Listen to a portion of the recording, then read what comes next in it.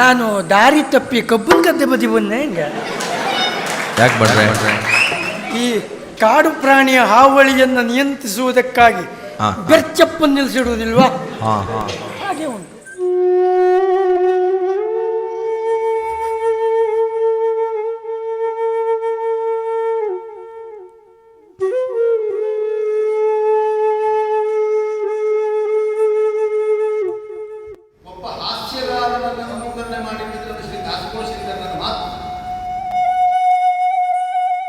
ಮುಂದಿನವರ ಭವಿಷ್ಯಕ್ಕೆ ಏನಾದರೂ ನಮ್ಮಿಂದ ಸಹಾಯ ಸಹಕಾರ ಬೇಕಿದ್ರೆ ನಾವು ಯಾವಾಗಲೂ ಇದ್ದೇವೆ ಅಂತ ಹಾಳಾಗ್ತೀರಿ ಎನ್ನುವಂತ ಕರಿಪಲ್ಕನೆ ಇಲ್ಲ ನನಗೆ. ಏನ ಕರಿಪಲ್ಕನೆ ಪರಿಕಲ್ಪನೆ ಪುಣ್ಯಾತ್ಮ ಇಲ್ಲದೆ ಹೋದ್ರೆ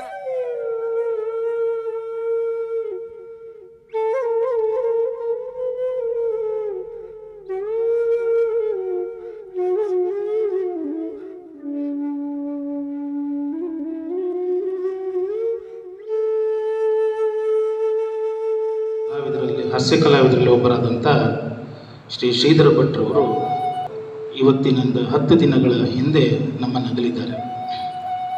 ನನಗೆ ಆತ್ಮೀಯ ಮಿತ್ರ, ನನಗಿಂತ 1 ವರ್ಷ ಸೀನಿಯರ್ ಆದರೂ ಅವರು ಆರ್ಟ್ಸಲ್ಲಿದ್ದರು, ನಾನು ಸೈನ್ಸಲ್ಲಿದ್ದೆ. ಅಂಥ ಒಂದು ಯಕ್ಷಗಾನ ಕಲಾವಿದ ಇವತ್ತು ನಮ್ಮನ್ನು ಅಗಲಿದ್ದಾನೆ ಅಂತ ಹೇಳೋದಕ್ಕಿಂತ ನಾವು ಯಕ್ಷಾಭಿಮಾನಿಗಳು ಅವರನ್ನು ಕಳ್ಕೊಂಡಿದ್ದೇವೆ ಅಂತ ಹೇಳೋದು ಸೂಕ್ತ. ಅಂಥ ಒಂದು ಶ್ರೇಷ್ಠ ಕಲಾವಿದ ಮತ್ತೆ ಬಡಗಿತಿಟ್ಟಿನಲ್ಲಿ ಹುಟ್ಟಿ ಬರುವುದು ಕಷ್ಟ. ಯಾಕಂತ ಹೇಳಿದ್ರೆ ತನ್ನದೇ ಸ್ವಂತ ನಡೆಯಿಂದ ಆತ ಯಕ್ಷಗಾನ ಅಭಿಮಾನಿಗಳಲ್ಲಿ ಛಾಪೊತ್ತಿದ ಒಂದು ಕಲಾವಿದ. ಮತ್ತೆ ಸಿಗಲಾದ ಒಂದನ್ನು ನಾವಿವತ್ತು ಕಳ್ಕೊಂಡಿದ್ದೇವೆ. ಅನರ್ಘ್ಯರತ್ನ ಡಾಕ್ಟರ್ ಶಿವಂಕರತ್ನ ಅವರು ಮಾತಾಡಿದೆ, ಕಲಾ ಸುಂದರಿ ಅಂತರಂಗದಲ್ಲಿ ತಪಸ್ವಿನಿ, ಬಹಿರಂಗದಲ್ಲಿ ತೇಜಸ್ವಿನಿ.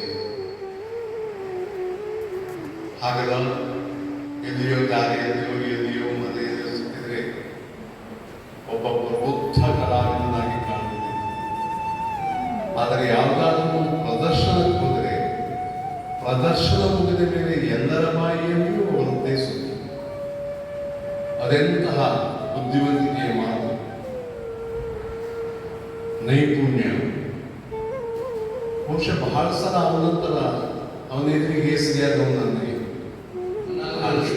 ಅವರು ಬಿಟ್ಟ ನಂತರ ಆ ಹಾಸ್ಯವನ್ನ ಜಾಗವನ್ನು ತುಂಬಬಲ್ಲ ಯೋಗ್ಯತೆ ಸೀರೆ ಬಟ್ಟೆ ಕಾಸಿಕೊಡೋರಿಗೆ ಬಹಳ ಜನ ನೆನಪಡ್ಕೊಳ್ತೀವಿ, ಇವರು ನೆನಪಡ್ಕೊಳ್ತಾರೆ. ಇನ್ನಿಂತ ಹಾಸ್ಯ ಸಿಗುವುದಿಲ್ಲ ಅಂತ ನಮ್ಮ ದೌರ್ಭಾಗ್ಯ ನನಗನ್ನಿಸ್ತದೆ. ಯಾಕೆಂದರೆ ಇಲ್ಲೇ ಹತ್ತಿರದಲ್ಲಿ ಕೆಲವು ವರ್ಷಗಳ ಹಿಂದೆ ಕಣ್ಣಿಮನೆ ಗಣಪತಿ ಭಟ್ಟನ್ನು ಕಳ್ಕೊಂಡಿದ್ದೇವೆ. ಕಣ್ಣಿಮನೆ ಗಣಪತಿ ಭಟ್ಟಿರಲಿ, ಸೀರೆ ಬಟ್ಟೆ ಕಾಸಿಕೊಂಡಿರಲಿ, ಪ್ರಬುದ್ಧ ವೇಷಧಾರಿಗಳು ಪ್ರಬುದ್ಧವಾದಂಥ ಅರ್ಥ ಹೇಳುವಂಥ ಯೋಗ್ಯತೆ ಅವರಿಗೆ ವಯಸ್ಸಿನವರಿಗೂ ನಾನು ಬಹಳ ಹಿಡಿಯರು. ಆದರೆ ಪಾತ್ರ ಮಾಡುವಾಗ ಯಾಜಕರಿಗಾಗಿ ನಮ್ಮ ಪ್ರಬುದ್ಧ ವೇಷಕ್ಕೂ ಅವರಿಂದ ಕೇಳಿಕೊಂಡು ಮಾಡಿದಾಗ ಪ್ರಶಂಸೆ ನಮಗೆ ಬಂದರು. ನಿಜವಾಗಿ ಕೊಡುಗೆ ಸೀರೆ ಬಟ್ಟೆ ಕಾಸಿಕೊಂಡು ಅಲ್ಲ, ಆಡು ಮಾತಿನಲ್ಲಿ ಆಡುತ್ತಿರುವಂಥದ್ದು ನಿಜವಾಗಿ ಆ ಅಜ್ಜಿ ಭರತನಾಟ್ಯವನ್ನು ನಾನು ಕಲಿಸಿದ್ದೇನೆ ಹೇಳುವಂಥದ್ದು, ಇಡೀ ದಿಕ್ಕಿನ ಅಂತೇಳಿ ಹೇಳುವಂಥದ್ದನ್ನ ಅದನ್ನು ಯಕ್ಷಗಾನಕ್ಕೆ ತರುವಾಗ ಲೌಕಿಕವಾಗಿ ಬಂದದ್ದು ಯಾರಿಗೂ ಅನಿಸುವುದೇ ಇಲ್ಲ. ಎಷ್ಟು ಸಹಜವಾಗಿ ಒಂದು ಕಲೆ ರೂಪದ ತಂದುಕೊಡ್ತಾರೆ ಅಂತ ಹೇಳಿದ್ರೆ ಎಷ್ಟು ಸರಿ ಒಂದು ಬೇಸರ ಆಗುತ್ತದೆ. ದಿನನಿತ್ಯವೂ ಕೂಡ ಅವ್ರ ಮನೆಯಲ್ಲಿ ಕೂತ್ಕೊಂಡ್ರೆ ಕೇಳುತ್ತಿರುವಂಥ ಮಾತು, ಆ ಎಲ್ಲ ತಮಾಷೆಗಳನ್ನ ಒಂದು ಕಲೆಯನ್ನಾಗಿ ಪರಿವರ್ತಿಸಿ ತನ್ಮೂಲಕ ಕೊಡುತ್ತಿರುವಂತಹ ಒಂದು ಅಪರೂಪದ ಮಾಣಿಕ್ಯ. ಅವನ ಲಯ ಮತ್ತು ನಾವು ಖಂಡಿತ ಕರಗಾಗ್ತದೆ. ಯಾಕೆಂದ್ರೆ ಕರಮಗಳಿಂದ ಪೋಸ್ಟಿಗೆ ಸೇರಿದಾಗ ಅವನು ಲಯ ಆ ಕ್ಷೇತ್ರಕ್ಕೆ ತುಂಬಲಾರದ ಅರ್ಥ.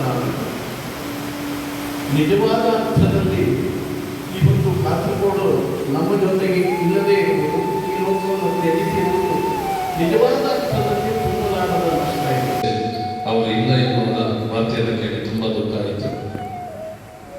ಶ್ರೀಧರ್ ಭಟ್ ಕಾಸರಗೋಡವರ ಬದುಕಿನ ಪಯಣವನ್ನು 1.5 ತಾಸಿನ ಸಂದರ್ಶನವನ್ನು ಮಾಡುವ ಯೋಗ ಬಗ್ಗೆ ನನಗೆ ಸಿಕ್ಕಿದ್ದು ನನ್ನ ಪುಣ್ಯ ಎಂದು ಭಾವಿಸಿದ ಡಾಕ್ಟರ್ ಜಿ ಶಂಕರ್ ಅವರು ನಮ್ಮ ಕಾರ್ಯಕ್ರಮದಲ್ಲಿ ಶ್ರೀಧರ್ ಭಟ್ ಕಾಸರಗೋಡು ಅವರು ತೀರ್ಕೊಂಡಿದ್ದಾರೆ ಎನ್ನುವಂಥ ವಿಷಯವನ್ನು ತಿಳಿಸಿದಾಗ ಅವರ ವಿಡಿಯೋದ ತುಣುಕುಗಳನ್ನು, ಅವರ ಸಂದರ್ಶನದ ಸಂಭಾಷಣೆಗಳನ್ನು ಕೂಡ ನಮ್ಮಲ್ಲಿ ಕೇಳಿ ಅದನ್ನು ಅವರು ಹೇಳಿದ್ದಾರೆ.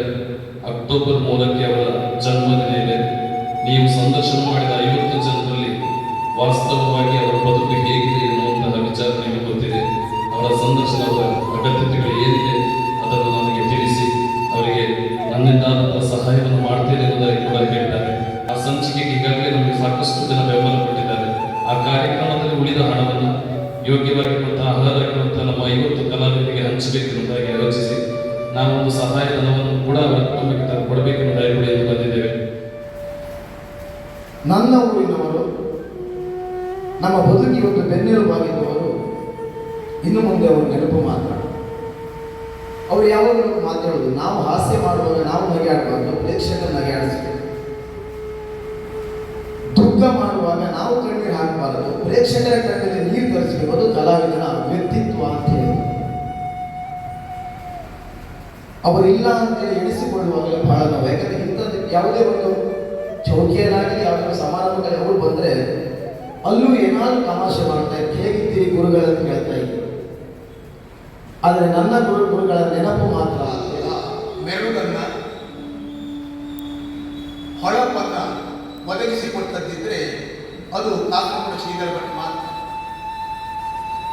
ಯಕ್ಷಗಾನ ಕಲಾಲೋಕದಲ್ಲಿ ಕಾಸರಗೋಡು ಶ್ರೀಧರ್ನಿಗಿಂತಲೂ ಖ್ಯಾತಿಯನ್ನ, ಹೆಸರನ್ನ, ಪ್ರಸಿದ್ಧಿಯನ್ನು ಪಡೆದ ಅನೇಕ ಹಾಸ್ಯಗಾರರು. ಆದರೆ ಯಕ್ಷಗಾನಕ್ಕೊಬ್ಬನೇ ಶ್ರೀಧರನಂತ ಹಾಸ್ಯಗಾರ. ಅವನ ಹಾಸ್ಯದಂತೆ ಮತ್ತೊಬ್ಬರು ಮಾಡಲಿಕ್ಕೆ ಸಾಧ್ಯವೂ ಇಲ್ಲ.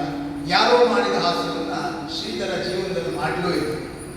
ಹಾಗಾಗಿ ನಮ್ಮೆಲ್ಲ ಕಲಾವಿದರಲ್ಲಿ, ಕಲಾಭಿಮಾನಿಗಳಲ್ಲಿ ಶ್ರೀಧರ ಎನ್ನುವ ಒಬ್ಬ ಹಾಸ್ಯಗಾರ ಪ್ರತ್ಯೇಕವಾಗಿ ಕಾಣ್ತಾರೆ. 25-30 ವರ್ಷ ತಿರುಗಾಟ ಮಾಡಿದ ಯಾವ ಕಲಾವಿದನಿಗೂ ಇಲ್ಲದೇ ಇರುವ ಬೇಡಿಕೆ ಶ್ರೀಧರನಿಗೆ. ನನ್ನ ಹೆಚ್ಚಿನ ಪೌರಾಣಿಕ ಪ್ರಸಂಗದ ವೇಷಗಳು ರಂಜಿಸುವಲ್ಲಿ ಶ್ರೀಧರನ ಕೊಡುಗೆ ತುಂಬ. ಅವನು ಅದನ್ನು ಕೊನೆಯ ಸಂದರ್ಭದ ವಿಡಿಯೋದಲ್ಲಿ, ಸಂದರ್ಶನದಲ್ಲಿ ಹೇಳ್ಕೊಂಡ. ಬಹುಶಃ ನನ್ನ ಯಕ್ಷಗಾನ ಜೀವನದ ಒಂದು ಧನ್ಯತೆಯ ಕ್ಷಣ ಅಂತ ನಾನು ಭಾವಿಸ್ತೇನೆ. ನನಗಿನ್ನ ಪದ್ಮಶ್ರೀ ಅಂತ ದೊಡ್ಡ ಪ್ರಶಸ್ತಿ ಬಂದರೂ ಬಹುಶಃ ಶ್ರೀಧರ ಕೊನೆಯ ಸಂದರ್ಶನದಲ್ಲಿ ಆಡಿದ ಈ ಮಾತಿನಷ್ಟು ಸಂತೋಷ ಪದ್ಮಶ್ರೀಗೂ ಕೊಡಲಿಕ್ಕಿದೆ. ಯಾಕೆಂದರೆ ತನ್ನ ಮಾತಿಗೆ ಸರಿಯಾಗಿ ಸಡ್ಡೊಡೆದು ಮಾತಾಡುವುದಿದ್ರೆ ವಿದ್ಯಾಧರ ಎನ್ನುವ ಆ ಒಂದು ಮಾತು ನನ್ನ ಜೀವನಕ್ಕೆ, ನಾನು ಯಕ್ಷಗಾನ ಸೇರಿದ್ದಕ್ಕೆ ಧನ್ಯತೆ